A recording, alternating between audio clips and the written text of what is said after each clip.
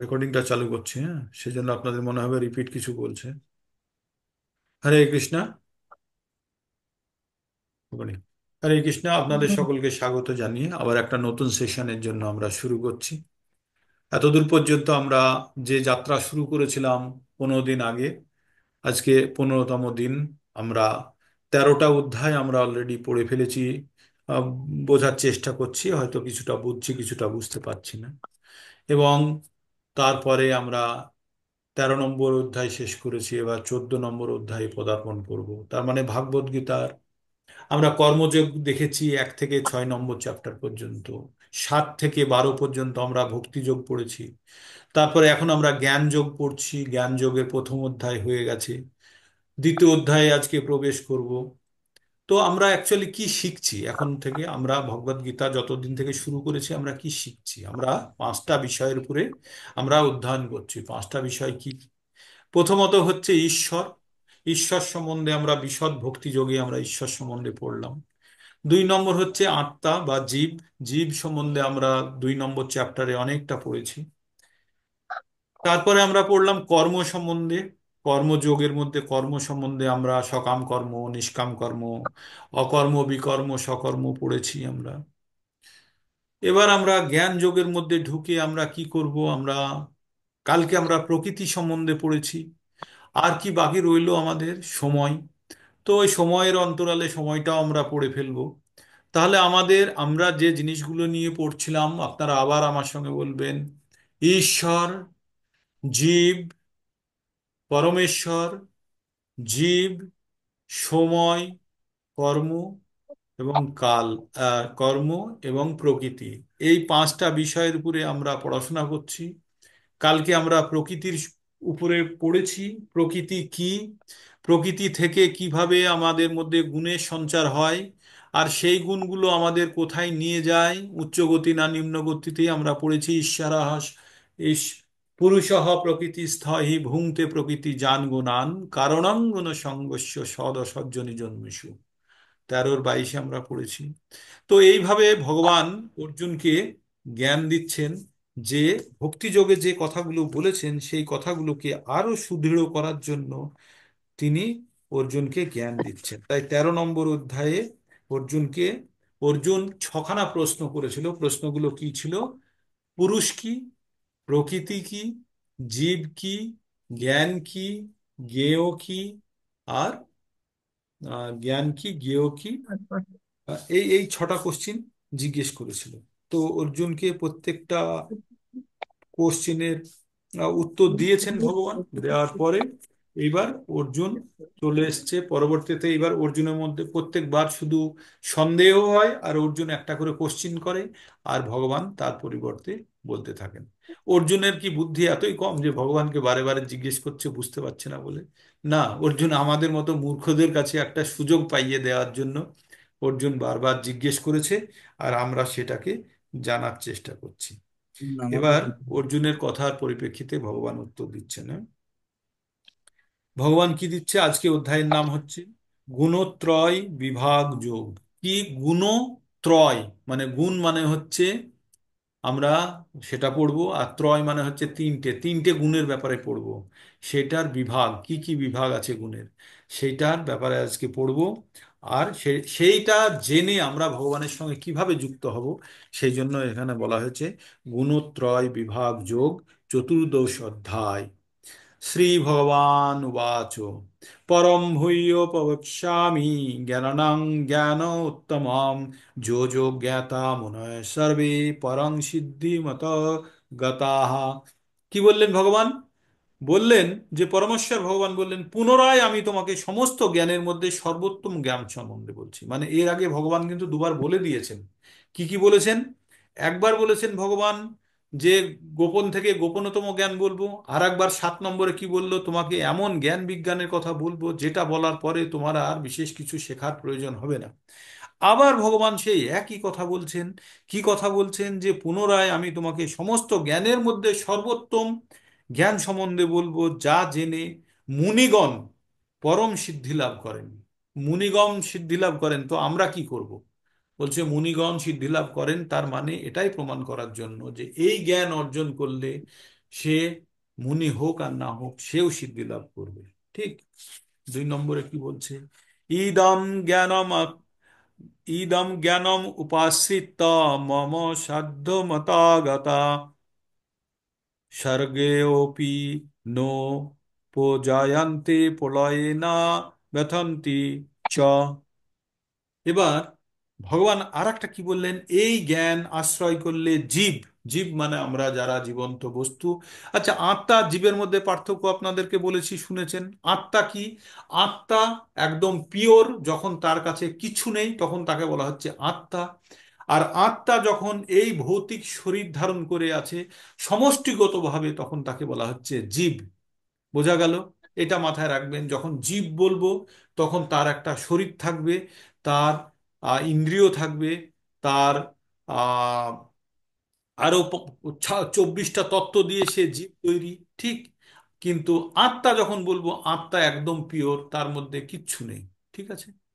মানে আইসক্রিম যখন আমরা বলি কাঠি আইসক্রিম, কাঠি হচ্ছে আত্মা, আর জলটা হচ্ছে আইসক্রিমের।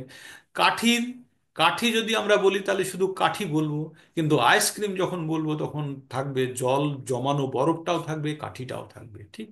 তো তেমনি আমাদের আমাদের আমরা যখন জীব বলবো তখন জানবো যে তার একটা জড় শরীর আছে, আর এই শরীরের মধ্যে আর একটা সূক্ষ্ম শরীর আছে, আর সে 3টে গুণের অধীন, তখন হচ্ছে জীব। হুম। তো তাহলে এই জ্ঞান অর্জন করলে জীব আমার পরা প্রকৃতি লাভ করে। আমরা দুটো প্রকৃতি সম্বন্ধে পড়েছিলাম 4 নম্বর, আমরা পড়েছিলাম কত, 7 নম্বর অধ্যায়ের 5 নম্বর শ্লোকে, 4, 5, 6 এই শ্লোকগুলোতে আমরা পড়েছিলাম যে পরা প্রকৃতি মানে উৎকৃষ্ট আর নিকৃষ্ট প্রকৃতির কথা বলেছিলাম। নিকৃষ্ট প্রকৃতি হচ্ছে কি? বায়ু, জল, মাটি, আকাশ আর অগ্নি। আর অহংকার, মন, বুদ্ধি, অহংকার, এই 8টা নিয়ে হচ্ছে অপরা প্রকৃতি মানে নিকৃষ্ট প্রকৃতি। আর প্রকৃত প্রকৃতি প্রকৃতি হচ্ছে আত্মা। যখন এই 8টা তত্ত্ব আর আত্মা একসঙ্গে মেলে তখন হয় জীব। ঠিক। তাই বলছে এই জ্ঞান আশ্রয় করলে জীব আমার পরা প্রকৃতি লাভ করে। পরা প্রকৃতি মানে পিউরিফাইড হয়ে যায়, তখন আত্মা স্বরূপ নিয়ে নেয়। তখন সে আর সৃষ্টির সময় জন্মগ্রহণ, আচ্ছা, আমরা জন্মগ্রহণ কখন করি একটা জিনিস জানতে হবে। ব্রহ্মার একদিন মানে কি বলেছিলাম? ব্রহ্মার একদিন মানে আমাদের এই এক একটা যুগ, মানে এই কলিযুগের বয়স কত জানেন? কলিযুগের বয়স কত পর্যন্ত কলি চলবে? 4,32,000 বৎসর। দাপর যুগ ছিল 8,64,000। আর ত্রেতা ছিল 17 লক্ষ সামথিং, ওরকমই ছিল। আর বৃন্দাবন বৃন্দাবন ব্রহ্মার একদিন হচ্ছে। আপনার তারপর কি কলিযুগের চার সত্য ছিল আপনার, 4 দিয়ে গুণ করে দিন এটাকে, তাহলে ওই কলিযুগ 16 লক্ষ। 16 লক্ষ মতো ছিল, 17 লক্ষ ছিল সত্যযুগ, 12 লক্ষ মতো ছিল আপনার ত্রেতা, দাপর ছিল 8,62,000, আর কলি হচ্ছে 4,32,000। মানে ডাবল ডাবল, 1 গুণ, 2 গুণ, 3 গুণ, 4 গুণ, এইভাবে গোনা হয়। এবার কলিযুগ, সত্যযুগ, দ্বাপর আর তৃতীয়া সবগুলো যোগ করলে 43 লক্ষ বৎসর হয়। কত হয়? 43 লক্ষ বৎসর হয়। এই 43 লক্ষ বৎসর ইন্টু 1000, থাউজেন্ড। হুম। যত বৎসর হলো এত বৎসর ব্রহ্মার একটা দিন। এই ব্রহ্মার একটা দিনে এই পৃথিবী, এই জগৎ সংসার সচল থাকে। তখন জন্ম মৃত্যু জরা ব্যাধি চক্র চলতে থাকে। ব্রহ্মার যখন রাত্রি হয় তখন সবগুলো সুপ্ত অবস্থায় চলে যায়, সব ঘুমিয়ে পড়ে। কারা? আমরা ঘুমোই, সে ঘুমানোর না। আমাদের আর জন্ম মৃত্যু তখন হয় না, তখন সব প্রাণীরা সুপ্ত হয়ে থাকে। তার মানে পৃথিবীর সৃষ্টি হওয়া মানে 43 লক্ষ ইন্টু 1000 ইয়ার, 43 লক্ষ ইন্টু 1,000 বৎসর পর্যন্ত পৃথিবী সচল থাকে, মানে জগৎ সংসার সচল থাকে। আবার অতদিনই আবার এই জগৎ সংসার নিশ্চল থাকে, মানে বন্ধ থাকে। তাই এখানে বলছে যে আমার পরা প্রকৃতি লাভ করলে জীব, আশ্রয় করলে জীব আর জন্মের সময়ে মানে আবার যখন কাল ব্রহ্মার দিন শেষ হয়ে গেল, রাত্রি শেষ হয়ে গেল, সকাল হবে তো, তখন আবার জগৎ সংসার তৈরি হবে। ওই যে জগৎ সংসার তৈরি হয় তখন তো সবাই আবার জন্মগ্রহণ করবে। তখন বলছে সেই সময়ে এই পরাশক্তির অধীনে যারা চলে আসে তারা আর জন্মগ্রহণ করে না। এবং প্রলয়কালে যখন ব্রহ্মার দিন শেষ হয়ে সন্ধ্যাবেলার দিকে আসছে তখন জগৎ সংসার ধ্বংস হবে, তখনও তারা চিন্তামগ্ন হয় না বা ব্যথিত হয় না। ঠিক, মানে কিছুটা বোঝা গেল যে মানুষ যখন মুক্ত আত্মা হয়ে যায় তখন আর কোনো জন্ম মৃত্যু চক্রে তো আটকাই না, প্লাস পৃথিবী ধ্বংস বা সৃষ্টিতেও তার কিছু যায় আসে না। ঠিক আছে, ভগবান বলছেন কি, মম যোনি মহৎ ব্রহ্ম তস্মিন গর্ভম দদামি অহম সম্ভব সর্বভূতানাম ততো ভবতি ভারত। মানে খুব সুন্দরভাবে ভগবান এবার তার সৃষ্টির কল মানে যে রচনা বর্ণনা করছেন, কি বলছেন, মম যোনি মম যোনি মহৎ ব্রহ্ম। মহৎ ব্রহ্ম কথাটা খুব গুরুত্বপূর্ণ, এখানে মহৎ ব্রহ্ম, যোনির সঙ্গে মহৎ রেখেছে আর ব্রহ্মকে আলাদা, মহৎ ব্রহ্ম তস্মিন গর্ভং দদামি অহম। বলছে এই যে জগৎ সৃষ্টি যখন হয় তখন বলছে মহৎ ব্রহ্ম, মহৎ ব্রহ্মের মধ্যে ভগবান যখন বীজ বপন করে তখন সব প্রাণীকুলের সৃষ্টি হয়। এটা হচ্ছে পৃথিবীর সৃষ্টির নিয়ম।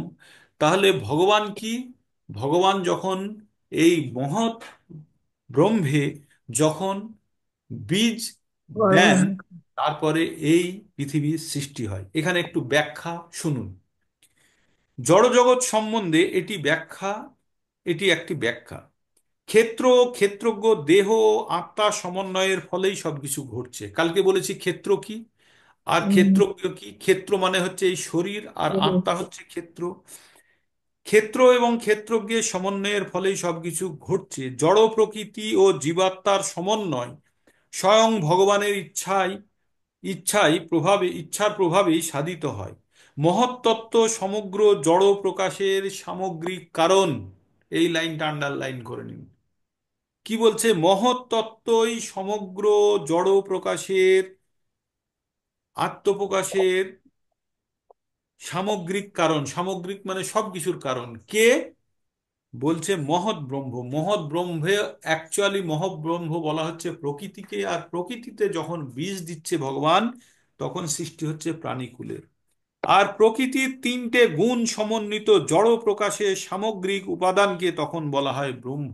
কাকে বলা হচ্ছে, এই জড় প্রকৃতির তিনটে গুণ আছে, এই তিনটে গুণের মধ্যে যখন ভগবান বীজ প্রদান করছে তখন এই মহৎ ব্রহ্মের মধ্যে থেকে কি তৈরি হচ্ছে, সমস্ত প্রাণীকুলের তৈরি হচ্ছে। এবার কোন গুণ কার মধ্যে কতখানি আছে তার উপরে নির্ভর করছে কোন জীব কেমন হবে। ঠিক, তো তাই ভগবান এখানে কি বললেন, পরমেশ্বর জীব আত্মা সমূহকে সেই ব্রহ্মের গর্ভে সঞ্চারিত করেন। মাটি, জল, অগ্নি, বায়ু আদি 24টি উপাদানের মধ্যে সবকটি জড় শক্তি, তারা মহৎ ব্রহ্ম নামে জড় প্রকৃতিকে গঠন করে। এই 24টা শক্তি দিয়ে মহৎ ব্রহ্ম তৈরি হয় যা জড়া প্রকৃতির মধ্যে থাকে। আর ভগবান যখন আত্মারূপী বীজ এই 24টা তত্ত্বের মধ্যে দিয়ে দেয় তখন আমরা জীবন্ত মনুষ্য হয়ে ঘুরতে থাকি বা প্রাণী হয়ে ঘুরতে থাকি। এবার বোঝা গেল কালকে আমরা কেন 24টা তত্ত্ব পড়েছিলাম। আর এই 24টা তত্ত্ব ব্রহ্ম প্রকৃতির গুণ দিয়ে যখন তৈরি করছে এটাকে বলছে মহৎ ব্রহ্ম। আর এই 24টা তত্ত্বর সঙ্গে যখন আত্মা যোগ হয়ে যাচ্ছে তখন হয়ে যাচ্ছে একটা জীবন্ত জীব। এই জায়গাটাকে আপনারা আন্ডারলাইন করে রাখুন, এই জায়গাটা আপনারা প্রয়োজন হলে আবার পড়বেন। ঠিক আছে, এইভাবে আমরা এগোই আস্তে আস্তে। বোঝা যাচ্ছে কিছু, একটু হয়তো কঠিন কঠিন মনে হচ্ছে আপনাদের, কিন্তু জিনিসটা কিন্তু খুব সুন্দর। মানে আপনারা সৃষ্টির কারণ সম্বন্ধে আপনারা জানতে পারছেন। হুম? এবার 4 নম্বর শ্লোক শুনলেই আপনাদের সব মন খারাপ হয়ে যাবে। যারা এখনো আমিষ ভোজন করেন তাদের অবশ্যই মন খারাপ হওয়া উচিত এই 4 নম্বর শ্লোকটা শোনা এবং বোঝার পরে। এখানে প্রভু হাত তুলছেন। হরে কৃষ্ণা। প্রভু বলুন। হ্যাঁ, হ্যাঁ প্রভু, প্রভু ওই বলুন, হাত তুলেছেন। তিনটে হ্যাঁ, ওই তিনটে গুণ, ওই তাপস প্রভু, তিনটে গুণ। বলুন, হাত তুলেছেন, হ্যাঁ, বলবেন কিছু? শো- শোনা যাচ্ছে? আপনার কথা শুনতে হ্যালো, পাচ্ছি না। হরে কৃষ্ণ। হরে কৃষ্ণ, শোনা যায়নি? আপনারা অন্য কেউ শুনতে পাচ্ছেন তাপস মাইতির কথা? আমি শুনতে পাচ্ছি। হ্যাঁ, আচ্ছা, শুনতে পাচ্ছি। ওই তিনটে গুণের কথা শুনতে জিজ্ঞাসা করছি। পাচ্ছেন? তিনটে হ্যাঁ, গুণের কথা। শুনতে পাচ্ছি। তাপস মাইতির কথা, হ্যাঁ, তাপস মাইতির কথা শুনতে পাচ্ছেন? হ্যাঁ, শুনতে পাচ্ছি। আমি তো মাইতি। হ্যাঁ, হ্যাঁ, শুনতে হ্যাঁ শুনতে পাচ্ছি না প্রভু, পাচ্ছি। কেন? আমি বলছিলাম ওই তিনটে প্রকৃতির যে তিনটে গুণ, ওই তিনটে গুণগুলো কি? কি কি তিনটে এবার গুণ ওই? আপনাদেরকে সকলকে আমি আনমিউট করে দিচ্ছি। শত রজতম। আপনারা তো আনমিউট আছেন। মনমোহন প্রভু, আচ্ছা, বলুন তো, ঠিক আছে, আপনার কথা আমি শুনতে পাচ্ছি? ঠিক আছে, ঠিক আছে, ঠিক আছে, হ্যাঁ, বলে আমার যাচ্ছি। কথা, আপনার কথা তো আমি শুনতে পাচ্ছি না। আমি কি মিউট তো নই? আমার কথা শুনতে পাচ্ছেন আপনারা? হ্যাঁ পাচ্ছি। হ্যাঁ, শোনা হ্যাঁ, যাচ্ছে। হ্যাঁ। তো আপনাদের কথা আমি শুনতে পাচ্ছি না। তাহলে কি হলো? এক মিনিট, আমার সাউন্ড সিস্টেমে কিছু প্রবলেম হয়েছে নিশ্চয়ই।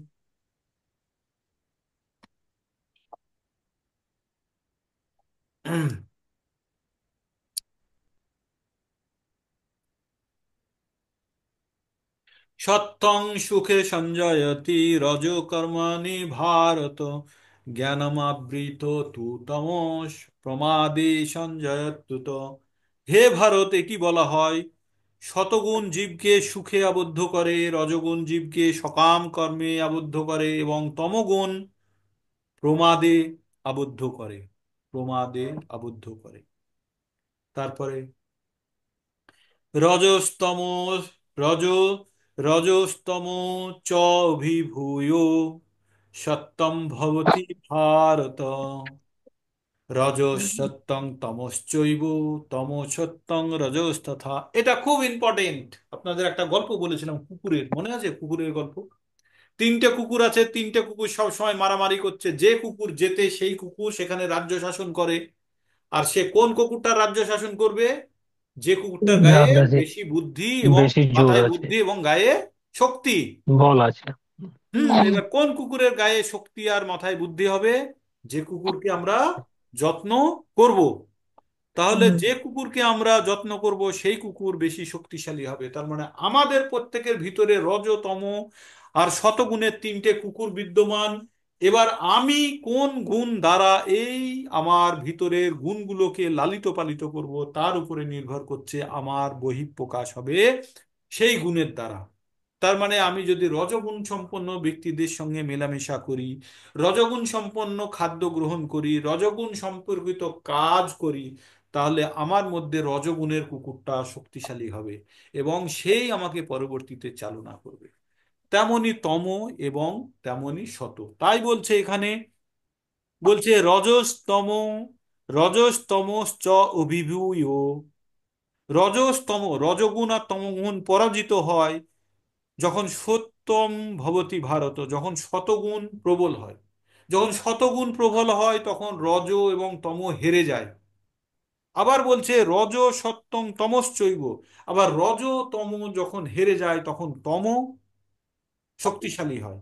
আর তম সত্যং শক্তিশালী হলে, রজগুণ যখন শক্তিশালী হয় তখন তম আর সত্য হেরে যায়। তার মানে তিনজন মারামারি করলে, এ বি সি, এ জিতলে বি আর সি হেরেছে, বি জিতলে এ আর সি হেরেছে, আর সি যখন জিতছে তার মানে জানবেন এ আর বি হেরেছে। সেই কথাই বলছে।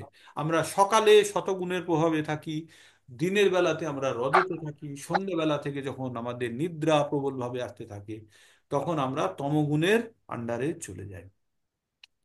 এবার যারা শতগুণের আন্ডারে থাকে তখন তাদের কি প্রকাশ হয়? তখন বলছে সর্বদারেষু দেহেনস্মিন প্রকাশ উপজায়তে, জ্ঞানং তথা জ্ঞানং যদা তথা বিদ্যাৎ বিদ্ধত্তং সত্যম সত্যম ইত্যুতে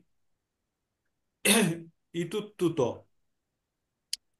আমাদের দেহে যতগুলো দাঁত আছে প্রত্যেকটা দাঁত দিয়ে জ্ঞানের প্রকাশ বেরোয়। তখন জানবেন যে শতগুণে আছে। কি বললো? সর্বদ্বারেষু দেহে অস্মিন প্রকাশ উপজায়তে, জ্ঞানং যদা তদা বিদ্যাৎ বিদ্ধ বিবৃদ্ধং সৎ বিবৃদ্ধং সত্যম ইতি উত ইত্যুত। তো এইবার আমাদের 9টি দ্বার, কি কি দ্বার? দ্বারগুলোর নাম বলছে: দুইটি চক্ষু, দুইটি কর্ণ, দুইটা নাসিকা রন্ধ্র, ছটা হয়ে গেল মুখ, মুখ, মুখ আর উপস্থ আর পায়ু। তো এই আমাদের 9টা দ্বারে যখন জ্ঞানের প্রকাশ হবে তখন জানবেন যে আমাদের চোখ দিয়ে আমরা কোনো জ্ঞানের জিনিস দেখব, কান দিয়ে জ্ঞানের কথা বলবো, শুনবো, মুখ দিয়ে জ্ঞানের কথা বলবো, মুখ দিয়ে আমরা প্রসাদ গ্রহণ করব। আমাদের বাকি যে, মানে এই যে যেগুলো আছে, আমরা শুধু জ্ঞানের প্রকাশ হিসাবে যখন ব্যবহার করব তখন জানবো আমরা শতগুণে আছি। হুম। তারপরে হচ্ছে লোভ প্রবৃত্তির আরম্ভ, কর্ম, কর্ম নাম অসম স্পৃহা। লোভ প্রবৃত্তির আরম্ভ, কর্ম, কর্মণাম অসম স্পৃহা। রজসি এতানি জায়ন্তে, বিদ্ধন্তে ভারতর্ষভ। কি বললো? হে ভারতর্ষভ, রজগুণ বর্ধিত হলে কি বৃদ্ধি পায়? লোভ প্রবৃত্তি, কর্মে উদ্যম, দুর্দমনীয় স্পৃহা বৃদ্ধি পায়। খুব প্যাশনেট, এই করব সেই করব অমুক করবো, তার মানে রজগুণের প্রভাব। এটা আমরা কোথায় পড়েছিলাম? ওই 3 নম্বর অধ্যায়ে পড়েছিলাম একটা জায়গাতে, মনে আছে? 35 নম্বরে, 3 নম্বরে কি বলেছিল? অর্জুন কি বলেছিল? অথ কেন প্রযুক্ত এবং প্রাপং চরতি পুরুষঃ, অনাচ্ছপি বাষ্ণেয় বলাদপি নিয়োজিত। বলেছিল, হে অর্জুন আমাকে বলো, হে কৃষ্ণ আমাকে বলো, যে আমার ইচ্ছা না থাকা সত্ত্বেও কেন আমি অন্যায় কাজ, পাপ কাজ করে ফেলি। তখন ভগবান কি বলেছিলেন? কাম এসো ক্রোধ এসো, কাম এসো ক্রোধ এসো রজগুণ সমদ্ভুব। সেই রজগুণ, কাম এসো ক্রোধ এসো রজগুণ সমদ্ভব। তো এই যে রজগুণের প্রভাব যখন আমাদের উপরে প্রচুর হবে তখন আমাদের কাম এবং ক্রোধ বাড়বে। কাম মানে কোনো জিনিস পাওয়ার ইচ্ছাকে বলে কাম। আর ওটা যখন আমরা কিছুটা হলে পেয়ে যাই তখন বাড়ে লোভ।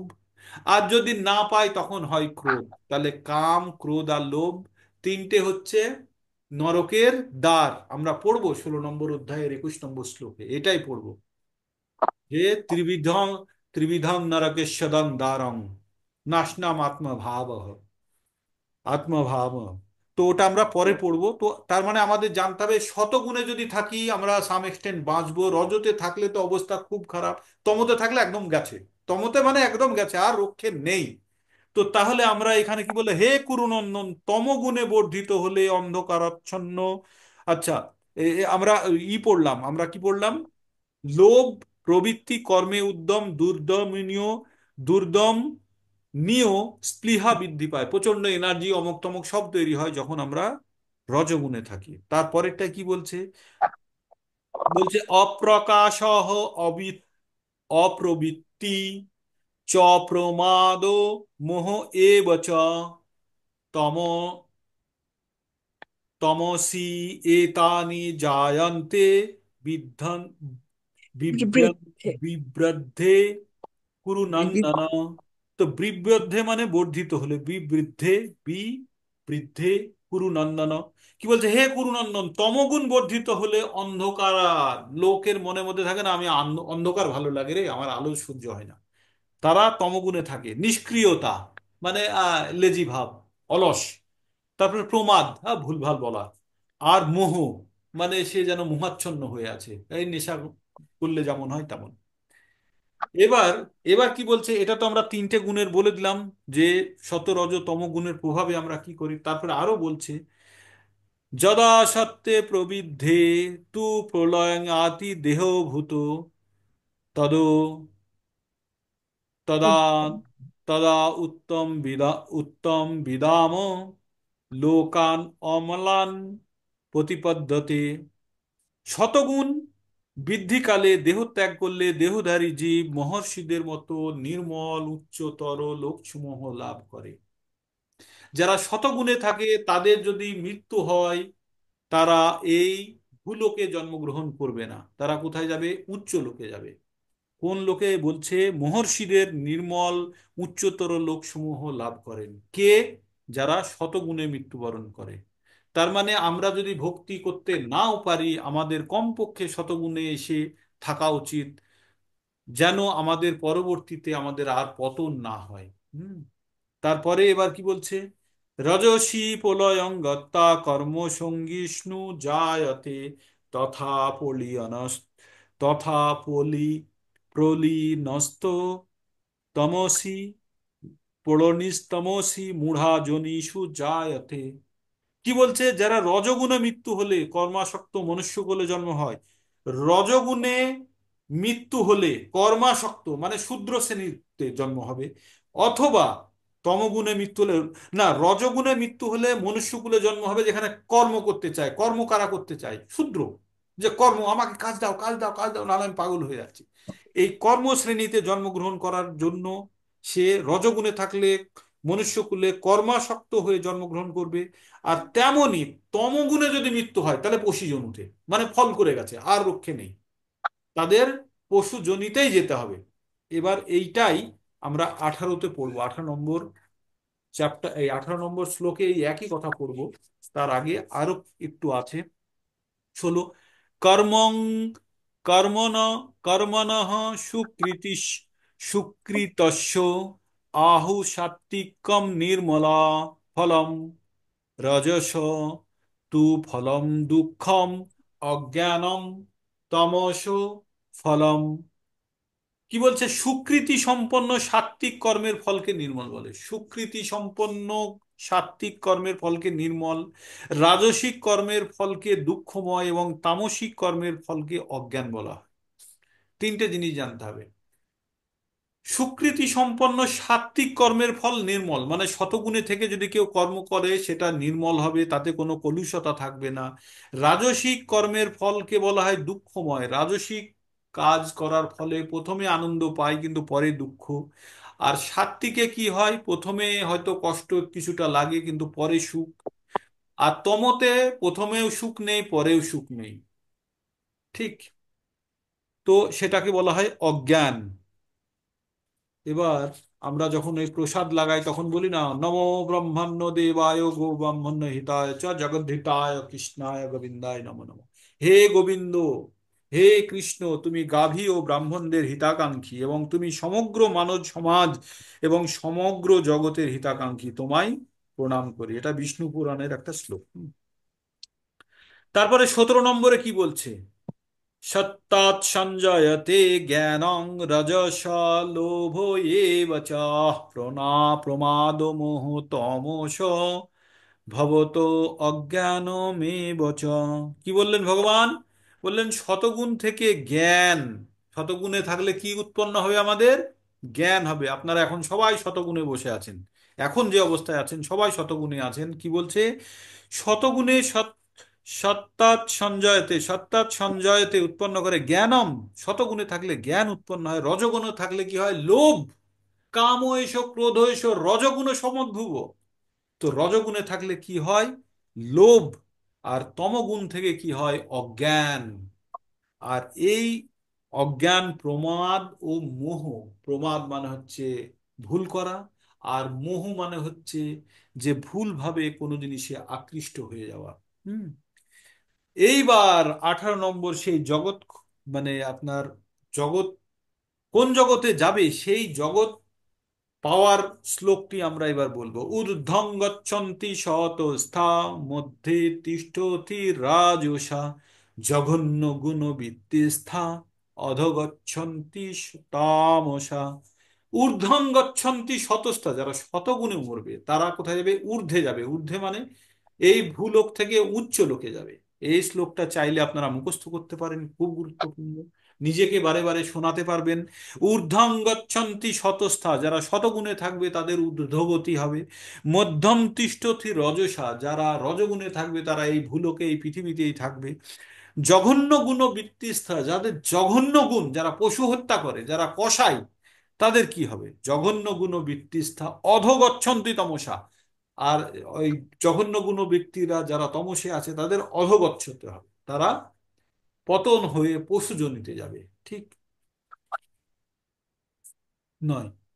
নান্যং গুণ্যেভ্য কর্তারং যদা দৃষ্টানুপ উপপশ্যতি গুণেভ্যশ্চ পরং বেত্তি বেত্তি মদ্ভাবং মদ্ভাবং সবিগত সহধিগচ্ছতি। কি বললেন? যখন কেউ দর্শন করেন যে প্রকৃতির গুণসমূহ ব্যতীত কর্মে অন্য কোনো কর্তা নেই, তখন তিনি এই সমস্ত গুণের অতীত পরমেশ্বর ভগবানকে জানতে পারেন। তখন তিনি আমার পরা প্রকৃতি লাভ করেন। ভগবান এখানে খুব একটা বড় কথা বললেন। কি বড় কথা বললেন? যখন কেউ দর্শন করেন যে প্রকৃতির তিনটে গুণ ব্যতীত কর্মে অন্য কোনো কর্তা নেই, আমরা যে কোনো কাজ করছি আমরা এই প্রকৃতির তিনটে গুণ দ্বারা চালিত হয়ে কাজ করছি, এর বাইরে কিছু নেই। এটা যে জেনে যাবে, এটা যে জেনে যাবে সে তত্ত্ব জেনে গেছে। আর তত্ত্ব জানলে কি হবে? আবার সেই চারের এ, আটের সাত, জন্ম কর্ম চ মে দিব্যম এবং যো বেত্তি তত্ত্বতঃ তক্তাদেহং পুনর্জন্ম নৈতি মামেতি সর্জুন। এটা চারের নয় সম্ভবত। হুম। তো এই তত্ত্ব জানানোর কথা আমরা কিভাবে জানতে পারবো? যখন শতগুণে থাকবো। আর শতগুণে থাকে ভক্তি করে পড়াশোনা করলেই কিন্তু আমরা তত্ত্ব জ্ঞান লাভ করতে পারবো। আর তত্ত্ব জ্ঞান লাভ করলে কি হবে? জন্ম মৃত্যু চক্রে আর পড়বে না। সেই এই কথা এখানে আবার বললেন। তারপরে কি বলছেন? গুণান এতাত অতীত তৃণ তৃণ দেহি দেহ সমুদ্ভুবান জন্ম মৃত্যু জরা দুঃখ বিমুক্ত অমৃতম অশ্নুতে। কি বললেন? দেহধারী জীব এই তিনটে গুণকে অতিক্রম করে জন্ম মৃত্যু জরা তাদের দুঃখ থেকে বিমুক্ত করার অমৃত ভোগ করেন। কারা? দেহধারী জীব এই তিনটে গুণকে অতিক্রম করে, যদি এই তিনটে গুণকে অতিক্রম করতে পারা যায়, কারা? যারা গুণাতীত বলে তাদেরকে কি বলা হয়? গুণাতীত। যারা এই তিনটে গুণের বাইরে, তারা কিন্তু জন্ম মৃত্যু চক্র থেকে বেরিয়ে যেতে পারে। তাই আমাদেরকে কি কোন জায়গায় যেতে হবে? গুণাতীত যেতে হবে। শতগুণের পরেই কিন্তু গুণাতীতে যাওয়া যায়। রজগুণ থেকে সরাসরি গুণাতীতে যাওয়া যায় না। হুম। তারপরে কি বললেন ভগবান? এবার অর্জুন বলছেন। অর্জুন কি বলল? কৈলিঙ্গে তৃণ গুণান এতান অতীত ভবতি প্রভো কিমাচার কোথং চ কিমাচার কোথং চ এতান তৃণ গুণান অবি অতিবর্ততে। অর্জুন জিজ্ঞেস করলেন, হে প্রভু, এই তিন গুণের অতীত কিভাবে হওয়া যায়? আর তাদের কি লক্ষণ? যারা এই তিনটে গুণের অতীত হয়ে গেছে, যারা গুণাতীত হয়েছে, তাদের লক্ষণ কি? তার আচরণ কি? আর তিনি কিভাবে এই তিনটে গুণকে অতিক্রম করেন? এই শ্লোকটি অত্যন্ত গুরুত্বপূর্ণ, আন্ডারলাইন করে নিন। এই প্রশ্নগুলো অর্জুনের মাথার মধ্যে আসলো। এই তিনটে গুণের কথা তো আপনি বললেন সত রজ তম, কিন্তু তার থেকেও ভালো হচ্ছে যারা গুণাতীত, মানে তিনটে গুণের অতীত। এই তিনটে গুণকে কিভাবে অতিক্রম করা যায়? তাই অর্জুন এবার 21 নম্বর শ্লোকে জিজ্ঞেস করে বসলো। এইবার ভগবান বলতে থাকছেন 22 থেকে 25 পর্যন্ত এই তিনটে গুণ থেকে কিভাবে বেরোনো যাবে। ভগবান বলছেন, প্রকাশং চ প্রবৃত্তিং চ মোহমৈব চ পাণ্ডব না দেষ্টি সং প্রবৃত্তানি না নিবর্তন্তি কাঙ্ক্ষতি উদাসীনো বদাসীনো গুণার্জো না বিচলতি গুণাবর্তন্ত ইত্যেব যোগবষ্ঠতি নেঙ্গতি সম দুঃখ সুখং স্বস্থ সমলষ্টাস্ম কাঞ্চন তুল্য প্রিয় প্রিয় ধীরস্তত্ত্ব নিন্দা আত্মসংস্তুতি মান অপমানেয় তুল্য তুল্য মিত্রারিপক্ষয় সর্বরম্ভা পরিত্যাগী গুণাতীত স উচ্যতে। ভগবান কি বললেন? গুণাতীত স উচ্যতে। তাকে গুণাতীত বলা হয়। কাকে? পরমেশ্বর ভগবান বললেন, হে পাণ্ডব, যিনি প্রকাশ প্রবৃত্তি মোহ আবির্ভাব হলে দেশ করেন না, সেগুলি নিবৃত্ত হলেও আকাঙ্ক্ষা করেন না, যিনি উদাসীনের মতো অবস্থায় থেকে গুণসমূহ দ্বারা বিচলিত হন না, তিনি গুণসমূহ স্বীয় কার্যে প্রবৃত্ত হয় না, এসব জেনে অবস্থান করেন এবং তার দ্বারা চঞ্চলতা প্রাপ্ত হয় না, যিনি আত্মস্বরূপ স্বরূপে অবস্থিত এবং সুখ দুঃখে সমভাবাপন্ন। সুখ দুঃখে সমভাবাপন্ন। 2 নম্বরে 14 নম্বর শ্লোক, মাত্রা স্পর্শেস্তু কন্তেও শীতষ্ণ সুখ দুঃখদা অগমী অপয়ানি নিত্যস তাংসি তিতিক্ষস্য ভারত। কি করতে হবে? তখন ধৈর্য ধরতে হবে। তাংসি তিতিক্ষস্য ভারত, হে অর্জুন, তুমি কিছুক্ষণ ধৈর্য ধরো। এই সুখ দুঃখ ব্যথা বেদনা গরম বৃষ্টি জল আসবে আর চলে যাবে, শুধু তোমাকে ধৈর্য রাখতে হবে। তাই এখানে কি বলছে? হে পাণ্ডব, যিনি প্রকাশ প্রবৃত্তি মোহ আবির্ভূত হলে দেশ করেন না, সেগুলি নিবৃত্ত হলেও আকাঙ্ক্ষা করেন না, যিনি উদাসীনের মতো অবস্থায় থেকে গুণসমূহের দ্বারা পরিচালিত হন না, যিনি গুণসমূহ স্বীয় কার্যে প্রবৃত্ত হন না, এমন জেনে অবস্থান করে তার মধ্যে চঞ্চলতা প্রাপ্ত হয় না, যিনি আত্মস্বরূপে অবস্থিত হয়ে সুখ ও দুঃখে সমভাবাপন্ন, যিনি সমলোষ্টাশ্ম কাঞ্চন বলে একটা কথা পড়েছি, যিনি মাটির ঢেলা, পাথর আর সোনাকে সমান ভাবে, কে? যে গুণাতীত, যে গুণের অতীত চলে গেছে, তার কাছে মাটিও যা, তার কাছে পাথরও তাই, তার কাছে সোনার এত বড় টুকরোও তাই। তিনটে জিনিসই সমান। আগে পড়েছিলাম কি আমরা? বিদ্যা বিনয় সম্পন্নে ব্রাহ্মণে গবি হস্তিনী শুনি চৈব সমানে চ পণ্ডিত সহদর্শী নাম। কোথায় পড়েছিলাম? সেটা 5-18 পড়েছিলাম। সেখানে কি বলছেন ভগবান? সেখানে ভগবান বলছেন যে যে পণ্ডিত, যে যে পণ্ডিত সে সকলকে সমান করে দেখে, সে উচ্চকোটির ব্রাহ্মণ হোক আর নিম্নকোটির চণ্ডাল হোক, বা গরু হাতি বা কুকুর হোক, সবাইকে সমান দেখে, কারণ সেখানে আত্মা ভাবে দেখছিল। কালকে বা পরশু পড়লাম সকলের ভিতরে কেউ যখন ঈশ্বরকে দেখে, আগে তো দেখলো আত্মা, দেখলো, এবার বলছে পরমেশ্বরকে যখন সকলের মধ্যে দেখছে, সে অবশ্যই ভগবানের কাছে যাবে। তারপরেরটাই কি বলছে ভগবান? এখন কি বলছে? এখন বলছে যে গুণাতীত, সে মাটির ঢেলা, সে পাথর, আর তার কাছে সোনার এত বড় টুকরো, বা এত বড় সোনার একটা বান্ডিল, বা সোনার 2 কেজি বা 5 কেজি ওজনের একটা সোনার বস্তু তার কাছে কিন্তু সমান। তার মানে বুঝতে পারছেন যে গুণাতীত হলে তার আর কোনো ভৌতিক জগতের প্রতি তার কোনো আসক্তি নেই, বা কোনো ধরনের আকর্ষণ নেই। তখন তিনি কি হন? মাটির ঢেলা পাথর, স্বর্ণে সমদৃষ্টি সম্পন্ন, যিনি প্রিয় ও অপ্রিয় বিষয়ে সমভাবা সম্পন্ন।